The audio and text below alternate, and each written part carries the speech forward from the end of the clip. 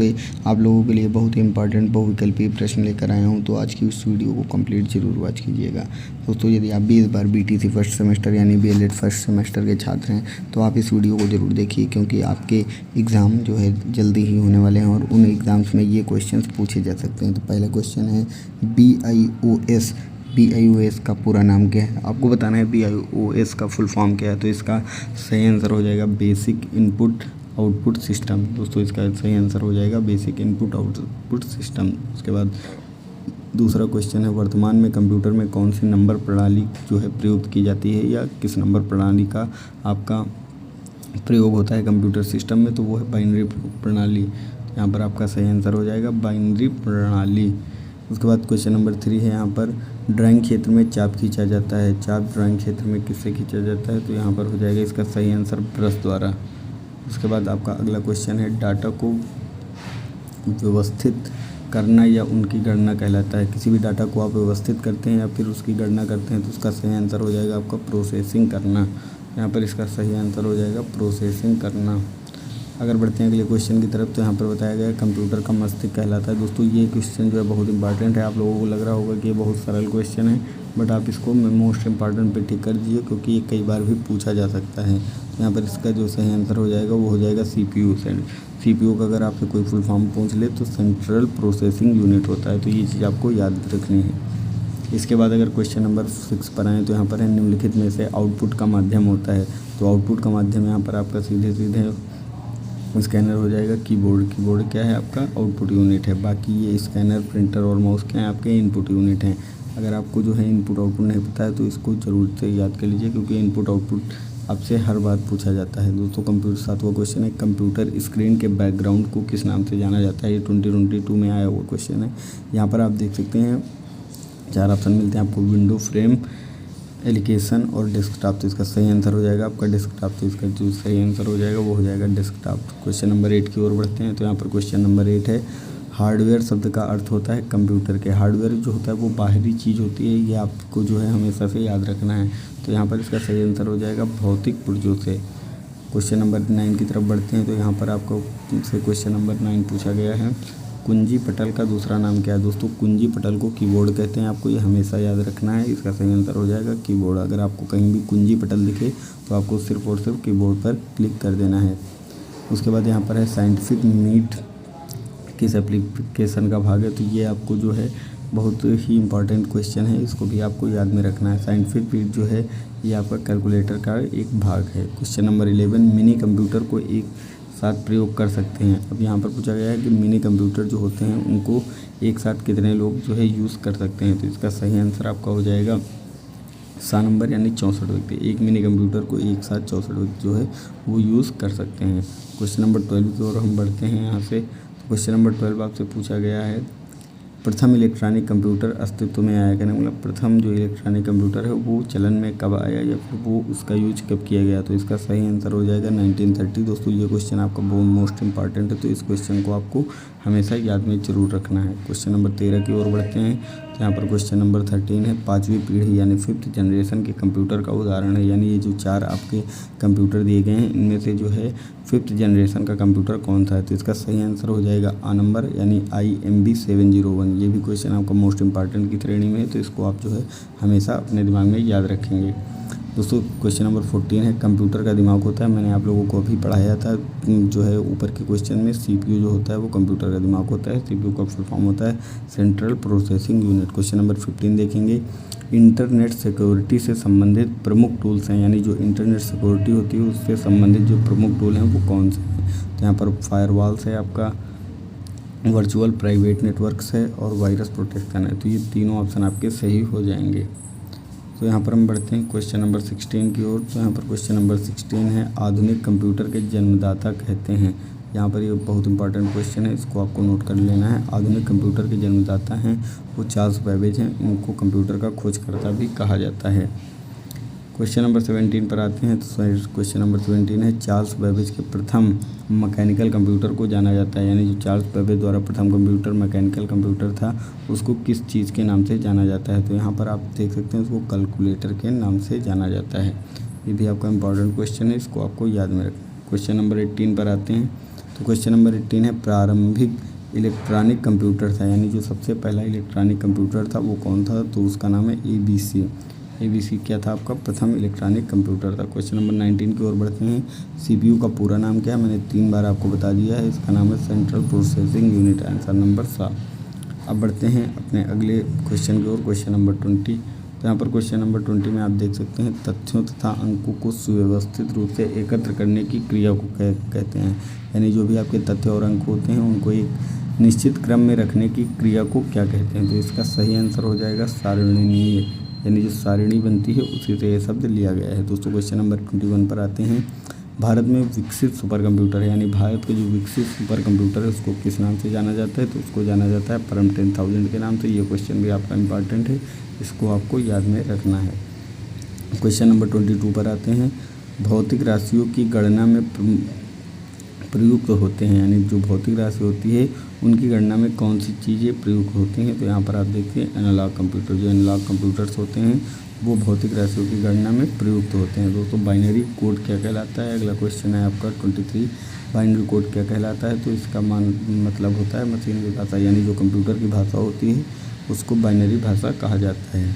Question number 24 है कम कीमत के कंप्यूटर हैं। अभी में आपको 4 ऑप्शंस दिए गए हैं, इनमें से आपको बताना है कौन से कंप्यूटर जो हैं वो कम कीमत के हैं। तो जो माइक्रो कंप्यूटर्स आपके होते हैं वो क्या होते हैं, कम प्राइस के होते हैं, बाकी कंप्यूटर्स आपके अधिक प्राइस के होते हैं। क्वेश्चन नंबर 25 देखेंगे। सबसे अधिक प्रयोक्ता वाले यानी प्रयुक्त होने वाले कंप्यूटर कौन से हैं, तो वो हैं सुपर कंप्यूटर। आज की डेट में आपके पास सबसे ज़्यादा कौन से कंप्यूटर हैं, वो सुपर कंप्यूटर हैं।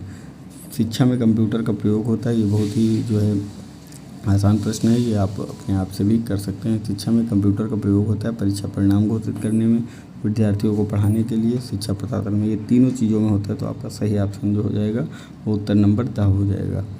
अब यहाँ पर अब आपके पास इंपॉर्टेंट क्वेश्चंस आ रहे हैं, जैसे कि ये है वोलेटाइल मेमोरी किसी को कहते हैं, या वोलेटाइल मेमोरी क्या चीज़ होती है, तो ये आपका बहुत इंपॉर्टेंट क्वेश्चन है, तो इसको भी आप नोट डाउन करेंगे। इसका सही आंसर हो जाएगा रैम को, यानी जो मोबाइल का या कंप्यूटर का रैम होता है उसको वोलेटाइल मेमोरी भी कहते हैं।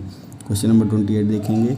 आंकड़ों को कंप्यूटर में प्रविष्ट करने की प्रक्रिया कहलाती है, उस प्रक्रिया को क्या कहते हैं जिस प्रक्रिया में कंप्यूटर में जो है आंकड़ों को प्रविष्ट किया जाता है, तो इसका सही आंसर हो जाएगा अ नंबर, आ यानी अदा।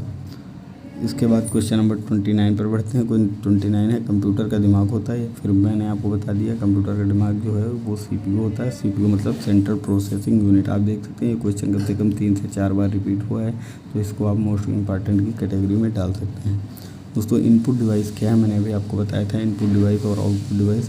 यहाँ पर आपको जो है 3 ऑप्शन दिए गए हैं, आपको बताना है इनपुट जो है कौन सा, और स्पीकर जो है ये आपका आउटपुट डिवाइस है, प्रिंटर है ये आपका आउटपुट डिवाइस है, उसके बाद यहाँ पर मॉनिटर है ये भी आपका आउटपुट डिवाइस है। तो इनपुट डिवाइस कौन सा बचा, स्कैनर, यानी सही आंसर क्या हो जाएगा, स्कैनर हो जाएगा। इनका स्कैनर आपका इस है। अब यहाँ पर आ गया आउटपुट उपकरण क्या है, मैंने आपको पहले ही बताया था आउटपुट का मतलब होता है जो चीज़ आउटपुट प्रोवाइड करे, कीबोर्ड जो है, उसके बाद यहाँ पर माउस है, उसके बाद लाइट पेन है, उसके बाद प्रोजेक्टर है। तो इसका सही आंसर जो है प्रोजेक्टर हो जाएगा। दोस्तों क्वेश्चन नंबर 32 की ओर बढ़ते हैं। कंप्यूटर में एक इकाई से दूसरी इकाई तक आंकड़ों को पहुंचाने का कार्य करता है, यानी जो कंप्यूटर्स होते हैं उनमें एक इकाई से दूसरी इकाई तक जो आंकड़े पहुंचाने का कार्य करता है वो कौन करता है, तो इसका सही आंसर हो जाएगा डाटा बस।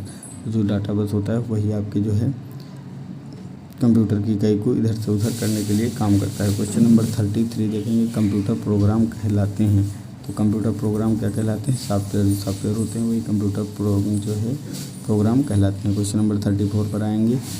रोम का पूरा नाम क्या है, तो ये तो आपको बहुत ही आसानी से पता होगा। रैम का होता है रीड ओनली मेमोरी, रोम का होता है नम ओनली मेमोरी। तो यहाँ पर आपका सही आंसर हो जाएगा question number C, read only memory. और रैम का कोड क्या होता है आपका, वो भी आपको याद कर लेना है। उसके बाद यहाँ पर क्वेश्चन नंबर 35 पर आते हैं। तो यहाँ पर 35 क्वेश्चन नंबर आप देख सकते हैं लिखा गया है कंप्यूटर द्वारा परिणामों को प्राप्त करने की विधि क्या कहलाती है, तो आउटपुट। जो कंप्यूटर द्वारा परिणाम को प्राप्त करते हैं उसको क्या कहते हैं, उसको आउटपुट कहते हैं। क्वेश्चन नंबर 36 है प्रविष्ट किए गए आंकड़ों पर दिए गए निर्देशों के अनुसार प्रोसेसिंग की जाती है, इसका सही आंसर क्या हो जाएगा, तो इसका सही आंसर आपका 7 नंबर हो जाएगा, यानी केंद्रीय संसाधन इकाई में। ये आपका बहुत ही इंपॉर्टेंट क्वेश्चन है, इसको आप याद रखेंगे। तो यहाँ पर हम बढ़ते हैं अपने जो है क्वेश्चन नंबर 37 पर। एक बाइट 1 बाइट किसके बराबर होता है? ये बहुत ही आपका इम्पॉर्टेंट क्वेश्चन है, इसको आपको हमेशा याद रखना है। 1 बिट जो होता है वो किसके बराबर होता है? जो 1 बिट होता है वो होता है 8 बिट के बराबर, यानी एक बाइट को में 8 बिट होते हैं। इसको जो है मोस्ट इम्पॉर्टेंट क्वेश्चन की कैटेगरी में आप डालिए, ये क्वेश्चन आपसे पूछा जा सकता है। यहाँ पर बढ़ते हैं अगले क्वेश्चन की ओर। तो यहाँ पर 38 क्वेश्चन है। BIOS यानी BIOS जो सबसे पहला क्वेश्चन मैंने पढ़ाया था वही क्वेश्चन फिर से रिपीट है। BIOS का क्या होता है फुल फॉर्म? तो आपको बताना है। उसका फुल फॉर्म होता है बेसिक इनपुट आउटपुट सिस्टम। इसको मैंने अभी भी ऊपर आपको पढ़ाया है। अब यहाँ पर हार्ड डिस्क क्या कहलाती है? तो हार्ड डिस्क जो होती है उसको क्या कहते हैं? तो इसका सही आंसर हो जाएगा द नंबर। तो जो हार्ड डिस्क होती है उसको भंडारण युक्त कहते हैं, यानी हार्ड डिस्क में आप भंडारण करते हैं किसी भी चीज़ का, चाहे वो इमेज हो, फोटो हो, डॉक्यूमेंट हो, सभी चीज़ें आप जो है स्टोर कर लेते हैं। तो इसका सही आंसर हो जाएगा भंडारण युक्त। अब यहाँ पर क्वेश्चन नंबर 40 पर हम आ जाते हैं। क्वेश्चन नंबर 40 है ALU में छोटे स्मृति रजिस्टर की व्यवस्था को क्या कहते हैं? तो इसका सही आंसर हो जाएगा एक्यूमुलेटर। इस क्वेश्चन को भी आप मोस्ट इम्पॉर्टेंट कैटेगरी में डालिए, ये भी आपसे पूछा जा सकता है। तो अब यहाँ पर हम बढ़ते हैं अपने क्वेश्चन नंबर 41 की तरफ। तो यहाँ पर 41 क्वेश्चन नंबर जो पूछा गया है वो आपसे यहाँ पर पूछा गया है कि निम्न में से निर्गत आउटपुट डिवाइस है। तो आउटपुट इनपुट के 3 से 4 क्वेश्चन आ चुके हैं। तो मैंने आपको बताया कि इनपुट आउटपुट जो है आपको बहुत ही आसानी से याद करना है और बहुत ही अच्छे से याद करना है, क्योंकि आपसे एग्जाम में पूछा जाएगा। तो इसका सही आंसर हो जाएगा सा नंबर, यानी मॉनिटर। कंप्यूटर के कुंजी पटल पर फंक्शन कुंजियों की संख्या क्या है? कुंजी पटल यानी कीबोर्ड जो होता है, कीबोर्ड पर फंक्शन कुंजी जो होती हैं वो कितनी होती हैं, उनकी कितनी संख्याएं होती हैं? तो इसका सही आंसर हो जाएगा 12 यानी 12। दोस्तों क्वेश्चन नंबर 43 देखेंगे। सॉफ्टवेयर कितने प्रकार के होते हैं? तो यहाँ पर आपको बता दूँ सॉफ्टवेयर 3 प्रकार के होते हैं। इस क्वेश्चन को जो है आपको मोस्ट इम्पॉर्टेंट कैटेगरी में रखना है, और इस क्वेश्चन का आंसर कभी कभी बदल भी जाता है, तो ये भी आपको याद रखना है। कुंजी पटल का कार्य क्या है? कीबोर्ड का कार्य क्या है? ये तो आपको पता ही है, कीबोर्ड का कार्य है टाइप करना, क्योंकि कीबोर्ड से आप कोई भी चीज़ टाइप करते हैं बटन्स द्वारा। यहाँ पर क्वेश्चन नंबर 45 पर देखेंगे। फ्लॉपी का आकार होता है, बहुत इंपॉर्टेंट क्वेश्चन है, मोस्ट इंपॉर्टेंट की कैटेगरी में आपको ये डालना है।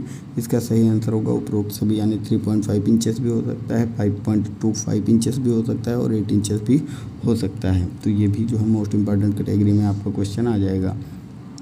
क्वेश्चन नंबर 46 देखेंगे। ऑपरेटिंग सिस्टम का प्रमुख उद्देश्य है। तो ऑपरेटिंग सिस्टम का प्रमुख उद्देश्य क्या है? तो इसका है कंप्यूटर कार्य को सरल बनाना। तो कंप्यूटर कार्य को सरल कौन बनाता है? Operating system.